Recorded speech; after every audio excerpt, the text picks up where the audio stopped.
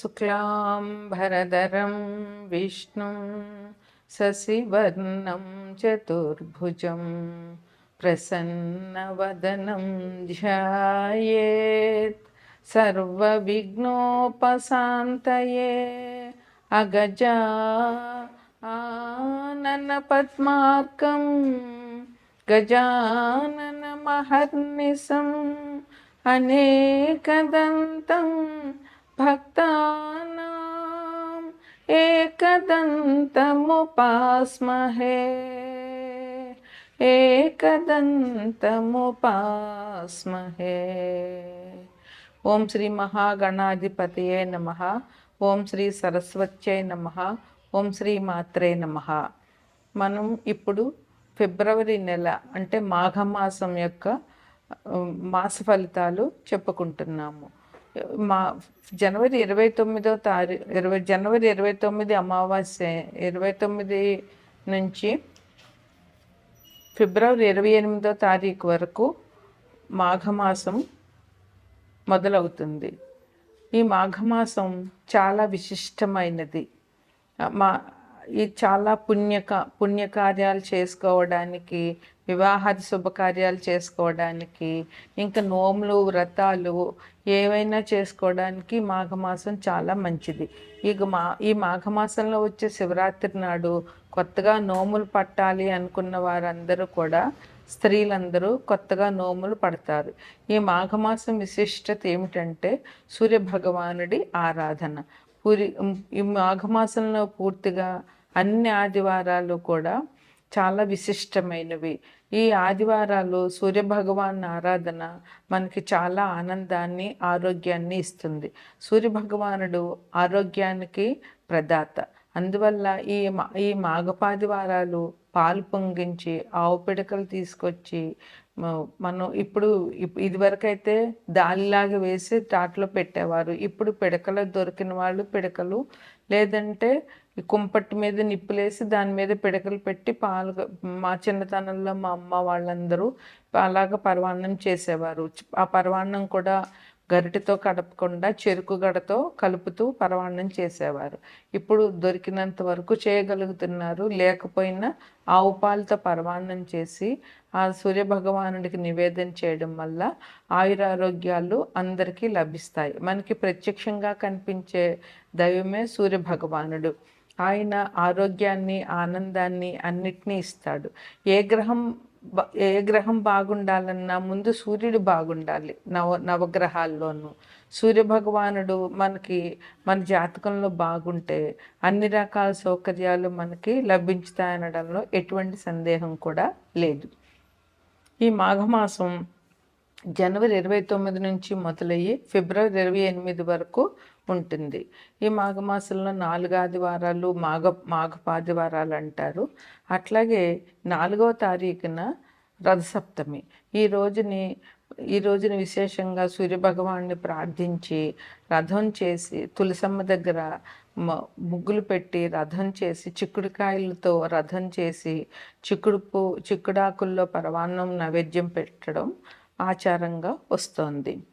అట్లాగే ఈ మాఘమాసంలో 3వ తారీఖు అంటే 3/2/2025 వసంత పంచమి, సరస్వతీదేవి పూజ చేయాలి. ఆ రోజు సాధ్యమైనంత వరకు తల్లిదండ్రులు పిల్లల చేత సరస్వతీదేవి పూజ చేయించి తోచినంత నైవేద్యాలు పెట్టి పిల్లలకి పంచడం వల్ల సరస్వతి అనుగ్రహం పిల్లలకు కలిగి చదువు సంధ్యలు వారికి బాగా వస్తాయి. ఈ వసంత పంచమిని తల్లిదండ్రులు పిల్లల చేత పూజ చేయించడం వల్ల పిల్లలు అభివృద్ధిలోకి వస్తారు. ఈ మాఘపాడ్యం నుంచి గుప్త నవరాత్రులు, శ్యామలా గుప్త నవరాత్రులు మొదలవుతున్నాయి. ఇవి జనవరి 30 నుండి మొదలయ్యి ఫిబ్రవరి 7వ తారీఖు వరకు ఈ నవరాత్రులు చేయాలి. ఈ 9 రోజుల్లోనూ మనకి నవరాత్రుల్లో ఇది కూడా ఒక రకమైన నవరాత్రులు. ఈ నవరాత్రుల్లో సరస్వతీదేవి పూజ ప్రాధాన్యంగా చెయ్యాలి. మాతంగి అష్టోత్తరం కానీ, శ్యామల అష్టోత్తరం కానీ, లేదా శ్యామల షోడశనామాలతో అర్చన కానీ, అదంతా రాకపోతే సరస్వతీదేవి అష్టోత్తరం కానీ లేదా సరస్వతీదేవి సహస్రనామాలతో కానీ పూజ చేసి 9 రోజులు పిల్లల పుస్తకాలు దేవుడి దగ్గర పెట్టి తల్లిదండ్రులు పూజ చేయడం వల్ల పిల్లలు అభివృద్ధిలోకి వస్తారు. ఈ 9 రోజులు కూడా ఈ శ్యామలా గుప్త నవరాత్రులు కూడా ఈ మాఘమాసంలో చెప్పుకోదగినటువంటి మంచి పండుగ. ఇక అన్నిటికంటే ముఖ్యమైనది, చాలా విశిష్టమైనది మహాశివరాత్రి. అది ఫిబ్రవరి 26వ తారీఖుని మహాశివరాత్రి వచ్చింది. ఈరోజు శివుడిని పూజించడం వల్ల అందరికీ చాలా మంచి జరుగుతుంది. అన్ని దైవాల్లోకి శివ భగవానుడే ముఖ్యం. ఈయన్ని పూజ చేసి ఈయనకి అభిషేకం చేయడం వల్ల ఎటువంటి దోషాలున్న జాతకంలో అవన్నీ పూర్తిగా పోతాయి. శివభగవానుడు సంకల్పించితే శివుడి ఆజ్ఞ లేనిదే చేమైనా కుట్టదు అంటారు. మనకి ఏది జరగాలన్నా శివుడి ఆజ్ఞ ఉండాలి. అందువల్ల శివపార్వతులు ఈ లోకానికి తల్లిదండ్రులు. శివపార్వతులను పూజించడం వల్ల, శివుడికి అభిషేకాలు చేయడం వల్ల, భక్తితో ఓం నమ శివాయ అనే శివ పంచాక్షరి చేయడం వల్ల మనందరికీ కూడా చాలా మంచి జరుగుతుంది. జీవితంలో ఉన్న కష్ట నష్టాలన్నీ కూడా పోతాయి. అందువల్ల ఈ మహాశివరాత్రి నాడు పొద్దున్న ఉదయాన్నే లేచి గుడికి వెళ్ళి శివ దర్శనం చేసుకుని ఇంట్లో పూజ చేసుకుని రోజంతా ఉపవాసం ఉండి రాత్రి ఎవరి ఆనవాయితీని బట్టి వారు పండ్లో ఫలాలో ఏదైనా తీసుకుని రాత్రి జాగరణ చేయడం వల్ల ఈ మహాశివరాత్రి పుణ్యదినం జరుగుతుంది. అందువల్ల ప్రజలందరూ కూడా ఈ మహాశివరాత్రిని మంచిగా జరుపుని శివుని కృపకు పాత్రలవుతారని ఆశిద్దాం. ఫిబ్రవరి నెల మాస ఫలితాలు. ద్వాదశ రాశుల్లోనూ ముందుగా ఉన్నది మేషరాశి. ఈ మేషరాశికి అధిపతి కుజుడు. మేషరాశిలో అశ్విని 4 పాదాలు, భరణి 4 పాదాలు, కృత్తిక 1 పాదం ఉంటాయి. ముందుగా మనం గ్రహస్థితి చూద్దాం. మేషరాశిని లగ్నంగా చేసుకుంటే 2వ ఇంట్లో అంటే వృషభంలో గురువు, మిథునంలో కుజుడు, కన్యలో కేతువు, మకరంలో రవి బుధులు, కుంభంలో శని, మీనంలో శుక్రరాహులు ఉన్నారు. ఈ మాసం అంతా కూడా శుక్రుడు మీనంలోను, రాహువు మీనంలోను, గురువు వృషభంలోను, కుజుడు మిథునంలోను, కేతువు కన్యలోను, శని మకరంలోను స్థితి పొంది ఉంటారు. 13వ తారీఖున ఫిబ్రవరి 13వ తారీఖున రవి మకర రాశి నుంచి కుంభరాశి ప్రవేశం చేస్తాడు. ముందుగా ఈ రాశి వారికి ఈ ఫిబ్రవరి నెలలో ఏ రకమైన ఫలితాలు ఉన్నాయి, మంచి ఫలితాలా లేదా చెడు ఫలితాలా, వారు ఏ రకమైన దైవాన్ని పూజించితే ఈ రకమైన ఫలితాల నుండి ఉపశమనం పొందుతారు అనేది చూసుకుందాం. ఈ రాశి వారికి ఈ నెల మిశ్రమ ఫలితంగా ఉన్నది. ఎందువల్లంటే ఈ రాశి వారికి ద్వితీయంలో గురువు ఉన్నారు, తృతీయంలో కుజుడు ఉన్నారు, వక్రించిన కుజుడు. అందువల్ల కుంభరాశిలో ఉన్న శని భగవాన్ని 3వ దృష్టి ఈ రాశి వారి మీద ఉంది. అందువల్ల కొద్దిగా ఇబ్బందులు ఉన్నప్పటికీ ఈ రాశి వారికి ఈ మాసం అంత చెడ్డ ఫలితాలు ఏమీ ఉండవని చెప్పవచ్చు. ఆదాయం విషయం చూస్తే ఆదాయం ఈ రాశి వారికి చాలా బాగుంటుంది. కుటుంబం విషయం చూస్తే కుటుంబంలో అందరూ సౌమ్యంగా ఉంటారు. కుటుంబం జనరల్గా మామూలుగా ఉంటుంది, అంటే పెద్ద సమస్యలు ఉండవు, అట్లాగని ఇదిగా ఉండదు, బాగానే ఉంటుంది. సంతానం విషయంలో ఇబ్బంది ఏమీ లేదు. విద్యార్థులకు మాత్రం కొంచెం స్ట్రెస్ ఉంటుంది, అది సహజం. ఎందుకంటే జనవరి, ఫిబ్రవరి, మార్చి అంటే ఇంకా మార్చి, ఏప్రిల్ అంటే యాన్యువల్ ఎగ్జామ్స్ ఉంటాయి కనుక విద్యార్థులకు స్ట్రెస్ అనేది ఈ 3 నెలలు తప్పకుండా ఉంటుంది. ఉద్యోగ విషయంలో ఎవరికి ఇబ్బంది లేదు. ఉద్యోగం చేస్తున్న వారికి వారు ఆశించిన ప్రమోషన్లు దొరికే అవకాశం ఉంది. అధికారుల మన్నన ఉంటుంది. ఉద్యోగ విషయంలో వీళ్ళందరికీ చాలా బాగుంటుంది. వ్యాపారం విషయంలో ఇంపోర్ట్ ఎక్స్పోర్ట్ వ్యాపారం చేసే వాళ్ళకి బాగుంటుంది. విదేశీ వ్యాపారం చేసే వాళ్ళకి ఈ మాసం చాలా అనుకూలంగా ఉందని చెప్పవచ్చు. ప్రయాణాలు చేసేవారికి ప్రయాణాలు బాగానే ఉంటాయి, ఎటువంటి ఇబ్బందులు ఉండవు. అదేవిధంగా స్పెక్యులేషన్ బిజినెస్ చేసేవారికి కూడా ఈ మాసం అనుకూలంగా ఉందని చెప్పవచ్చు.